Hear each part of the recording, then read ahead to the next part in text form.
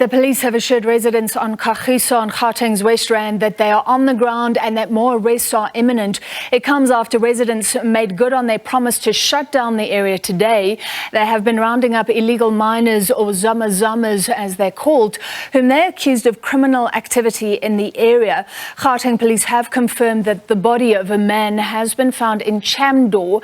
It's not known if his death is linked to the ongoing demonstrations. Community members have been out since this morning, going house to house, targeting suspects. Some were stripped naked and beaten before being handed over to police.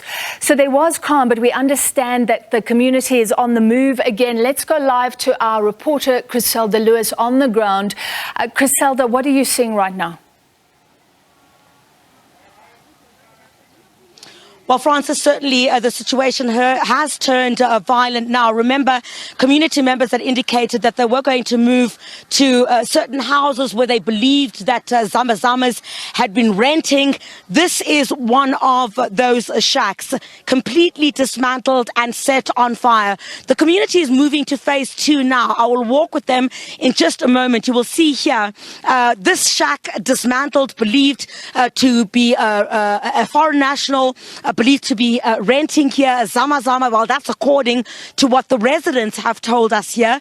And they're saying they're going to move to areas, they're going to deal with this issue themselves. Certainly the presence of the top brass of the police here in Gauteng has done very little to quell tensions in this particular area. Having seen that, I'll bring you towards this particular area. You'll see towards right in front of me there, the community is moving to phase 2 and moving to certain areas where they believe these zamas have been operating or basically staying in those particular areas. You can see the community there. My colleague Neombende still with us at this particular time, and it seems like there are no occupants inside that house at this particular stage. We'll move towards that particular direction where the community is, and perhaps Tata mhlawumbe ngingakhuluma nawe nje, you are live on SABC. La ndlu leyana awumazi umnikazi wakhona ukuthi ubani? La khona no cha angimazi kodwa le ndawo le esayishisiwe manje bathi ukhona umuntu owenza lo msebenzi lo illegal mining ohlala khona. Ikhona into mhlawumbe uyazi ukuthi khona abantu abaqashileyo kwezinye izindlu apha? Yeah, bona bakhona phela, I mean abaqashile khona la shoot ya ebantwini bakhona bona. Yeah. This community member telling us, basically telling us that here in this particular area, there are zamas that are renting properties in this particular area, back rooms or shacks as well. We're going to try and head towards that direction, but perhaps I could engage with you a bit, Francis, as well as Bongiwe, in that, while police are calling for calm in this area, they say that everything that they've tried to do since the issue of illegal mining has been a problem here, but in the majority, their concern is the criminal activity that has been linked to this. They say that women and children are being raped by these zamas that are operating in this area, and they're essentially saying that police have failed to deal with the situation here. They were calling for the police minister to come here, but of course, we saw a little bit earlier on with my colleague Hasina Gori, the deployment of the Gauteng Police Commissioner Elias Mawela, and everything that he's basically said. You'll see here communities heading towards this particular direction, and they're saying they're going to continue to go to some of these houses where they believe there are many other people who are renting in these back rooms, who are involved in illegal mining in these particular areas. So they're telling us at this point they're going to move to phase 2.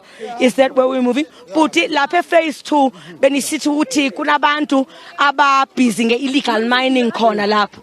Yebo bakhona abantu nge-illegal mining lapho siyabalanda manje. Ngono seyiqede lento illegal mining ngoba baya rape abantu. Meliphele because lento bayenzana i dangerous ebantwaneni basekagiso. I wrong lento bayenzayo. Meliphele lento illegal mining. Imali All right, I'm going to move away from that gentleman at the moment carrying a beer bottle there. I don't think I'd like to put that on television at the moment. So you see the community moving towards this particular area. And they're basically saying that with where they are at this particular point, they're taking matters into their own hands because the work that has been done thus far, they're not satisfied with what police have done, and they have indicated that despite the presence of police, we know that police have also indicated that they are going to try and make sure that there's a sense of calm that is brought to this area. They, the community, as far as what we can see at the moment, are not happy with the interventions that have been made by police at this particular point.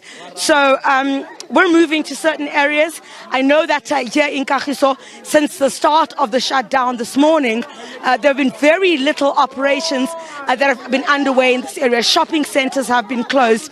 Ambulances are finding it very difficult to move from one area to the other. We understand that a number of people have been injured.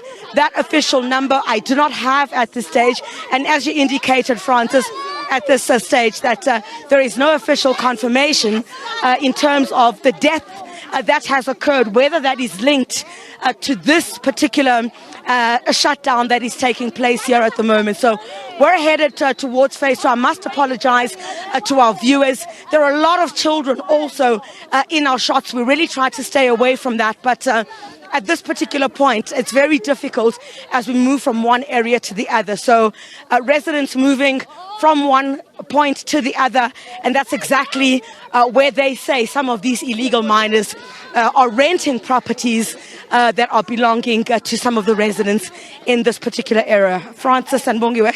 Griselda, besides targeting the homes of alleged illegal miners, you showed us earlier the activity around the entrances to the mine shafts. We're going to play those earlier visuals, incredible scenes of people going into the shafts, trying to flush people out.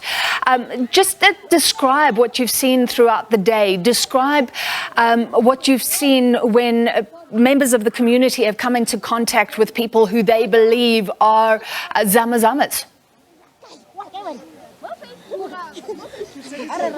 Well, essentially, Francis, what has been happening is that in some of the mine shafts or the open areas at these disused mines, the community took it upon themselves a bit earlier on to make sure that they close those holes. They say that that is where some of their brothers and sisters are being raped.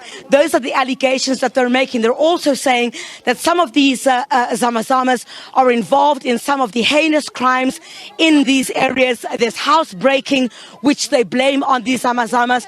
And in fact, a conversation that I had with one of the community members a bit earlier on, basically saying that they have to pay protection fees.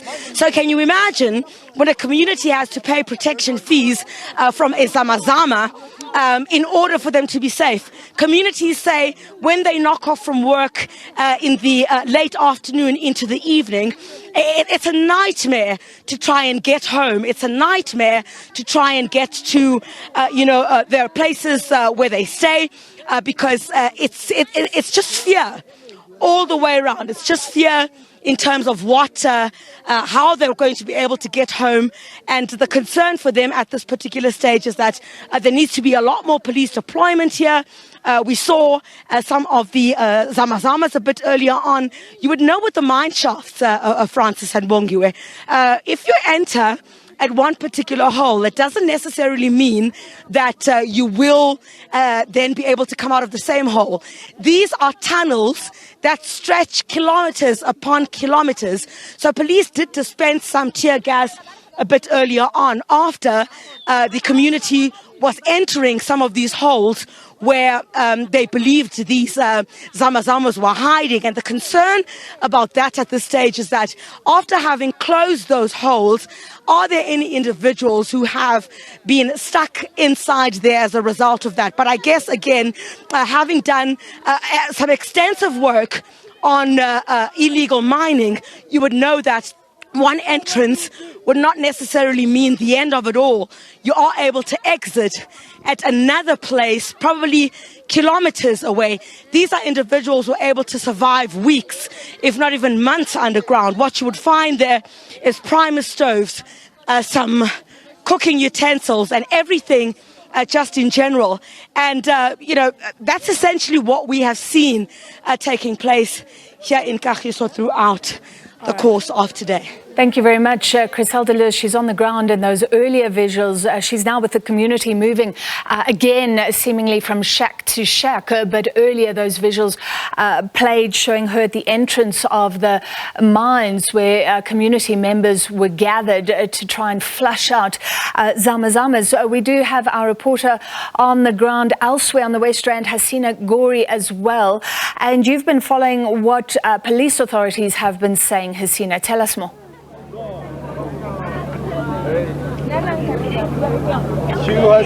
You live. As the sun sets here in the west of Johannesburg, here the community of Soul City remains on the street. They took to the streets this morning from the early hours, fighting against the illegal mining issue in this specific area. This comes after that a rape of 8 women in an abandoned mine on Thursday last week. The community has spent most of the day here out in this specific informal settlement, as well as various other areas around this specific area in Mohali City. We saw major roads being blockaded. We also saw them going into an informal settlement here in Soul City to flush out the illegal miners. We gave you visuals of them going into one of the shafts that are here, in this specific area. We also saw police retaliating with tear gas and rubber bullets to the specific community as well. But I want to bring in some of the community members to get a sense from them how they're feeling today. It's been a whole day of being out on the streets today, calling for the illegal miners that work in this specific area to be dealt with. Do you feel that your message has been heard? Yeah, so far so good. We feel that the message has been sent, but we are not yet done, because as from today we are giving them the good message that whatever they are trying to fix or they are trying to do, they mustn't think that we are done with them. And then when they will finish here, we must go with other places and other areas. They must come and support us, because the thing we are doing, we are not doing for us only. We are doing for the whole world. These people, they mustn't come and make us fools here. They mustn't rape our girlfriends here. When you are sleeping, they are entering, they are stealing your TV. Why they must do that? We left them. They were busy doing this thing of them. So we didn't have any problem. But when they are coming from here, they are going to our houses. They are going to break, rape us, take money. When you come from the lepers play, you can't come within the road. We're going to see them. They will rob you. Last time they did rob me. I was from labor law.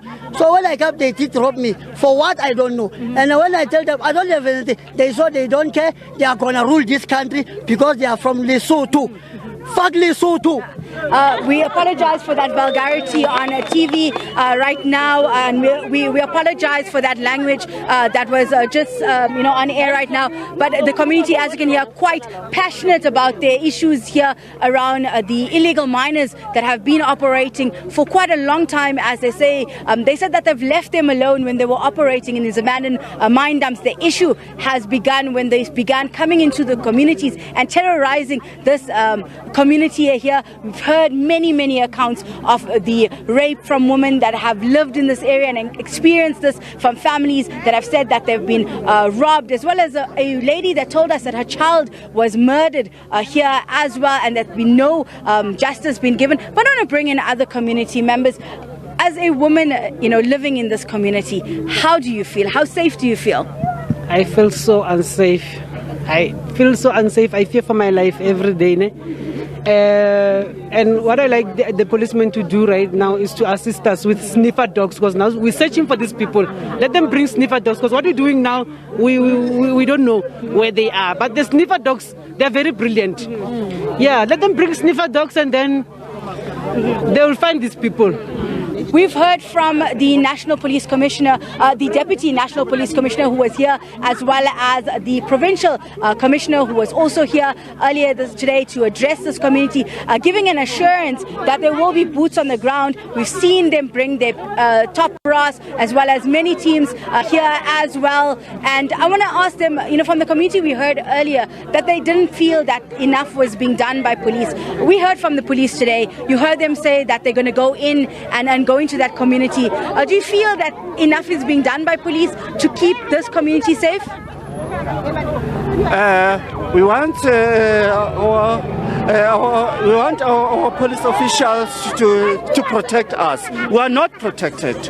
We are sick and tired about the illegal miners who mine without permit, known as called zama. We are sick and tired about them. We are here. We are staying in informal settlement where there is a lot of crimes. There are so many women who raped by the zama. Yeah. Thank you so much. It's a community member giving us their sentiments here. We've heard from various different police officials earlier today as well, saying that what will happen right now in the evening is that they will now take 5 people from this community that will form part of a task team that will now be deployed into the communities here where they believe there are miners and illegal miners operating, to go to their cells where they are processing these precious metals, as well as where the equipments are being kept. What we've seen throughout the day is some of these shacks that were burnt down that had these equipments inside it. We also saw a couple of public arrests that were currently underway. We saw at least 25 of these illegal miners that the community had managed to find and bring them through. We tried speaking to some of them. One was a quite young person from Zimbabwe. There was others that were brought in just now. There were some that were, mob justice by the community as well, but for many of them, most were brought to the police and handed over, where they will now be processed and brought to justice.